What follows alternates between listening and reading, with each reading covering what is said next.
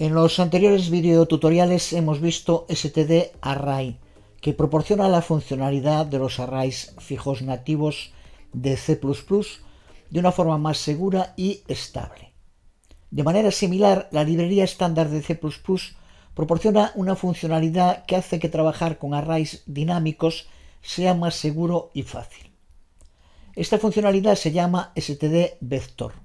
A diferencia del std_array, que en cuanto a funcionalidad es muy similar a los arrays fijos nativos, std_vector incluye algunas funcionalidades adicionales realmente útiles que convierten std_vector en una de las herramientas más prácticas y versátiles con las que cuenta C++. std_vector fue introducido con la versión 0.3 de C++ y lo podemos definir como un array dinámico que se encarga de autoadministrar su memoria, porque nos permite crear arrays cuyo tamaño se determina en tiempo de ejecución sin tener que asignar y desasignar memoria explícitamente usando new y delete. std_vector se incluye dentro del header vector.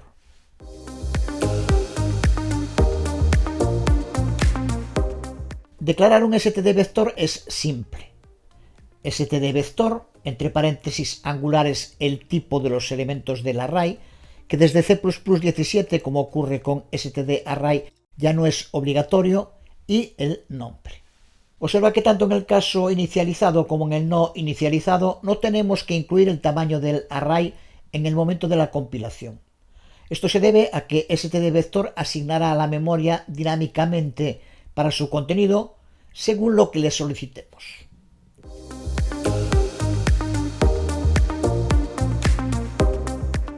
Al igual que std_array, el acceso a los elementos del array se puede realizar mediante el operador de subíndice de array, los corchetes, que no verifican los límites, o la función at, que sí lo verifica. Pero en cualquiera de los casos, si solicitamos un elemento que esté fuera de los límites de la matriz, std_vector no cambiará de tamaño automáticamente.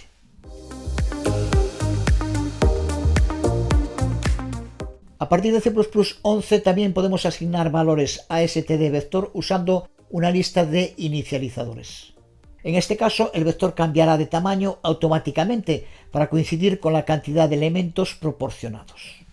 Destacar también que std_vector se autolimpia, evitando pérdidas de memoria. Cuando una variable de tipo std_vector queda fuera de alcance, desasigna automáticamente la memoria que controlaba. Esto no es solo útil, porque no tenemos que hacerlo nosotros mismos, sino que también ayuda a evitar pérdidas de memoria. Lo vemos en este fragmento de código. Aquí, si salida temprana devuelve true, el array nunca se desasignará y la memoria se perderá. Sin embargo, si el array fuera std_vector, esto no sucedería, porque la memoria se desasignará tan pronto como el array quede fuera de alcance, independientemente de si la función finaliza antes o no. Esto hace a std_vector mucho más seguro de usar que hacer una asignación directa de memoria.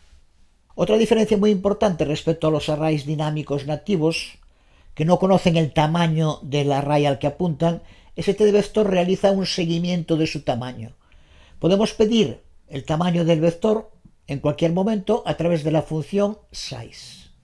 Vemos en la salida como el std_vector devuelve siempre de modo correcto su tamaño, que al igual que el std_array es devuelto como un valor integer unsigned.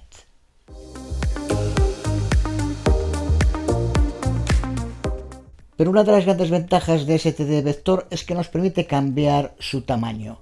Vimos en su momento que cambiar el tamaño de un array nativo asignado dinámicamente es complicado y poco aconsejable.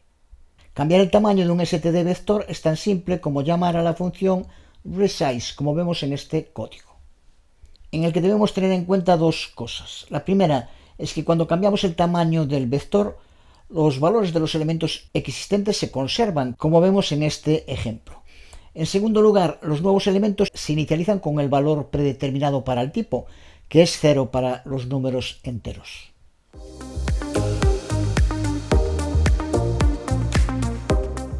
Los std_vector se pueden redimensionar también para que sean más pequeños, que es lo que vemos en este otro ejemplo, en el que convertimos un std_vector de tamaño 5 a tamaño 3. conserva de nuevo los valores. Pero debemos tener en cuenta que cambiar el tamaño de un vector es computacionalmente costoso, por lo que hay que hacerlo la menor cantidad de veces posible. Si, por ejemplo, necesitamos un vector con un número específico de elementos, pero no conocemos los valores que van a tener en el punto de declaración, podemos crear un vector con elementos predeterminados, como vemos en este ejemplo de código, que nos sirve también para ver la diferencia en el trabajo con std-vector, con arrays y en general con listas, en el uso de la inicialización directa y la inicialización uniforme. Con la inicialización directa, entre paréntesis, lo que le indicamos a std-vector es el tamaño que debe tener. Y de modo predeterminado se inicializa cada uno de sus elementos con un valor de 0. Lo podemos ver en su salida.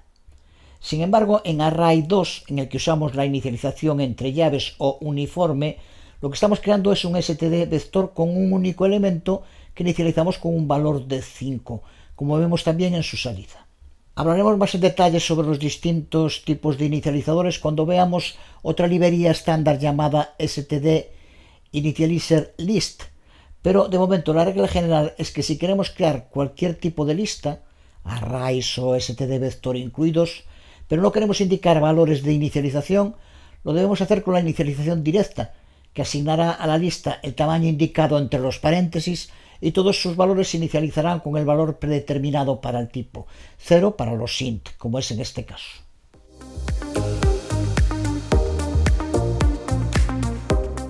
Hemos visto lo fundamental en el trabajo con std-vector, que tiene multitud de usos y en el que profundizaremos en el bloque dedicado al trabajo con funciones que empezaremos muy pronto, dentro del que veremos capacidades adicionales de std-vector, así como la diferencia entre su tamaño y su capacidad, y profundizaremos en el modo en el que std-vector gestiona la asignación de memoria.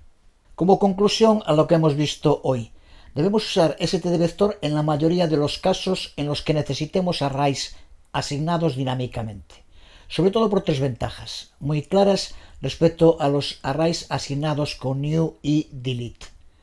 La primera es que std-vector se encarga de gestionar su memoria, la segunda que siempre conoce su tamaño y la tercera que se puede redimensionar fácilmente.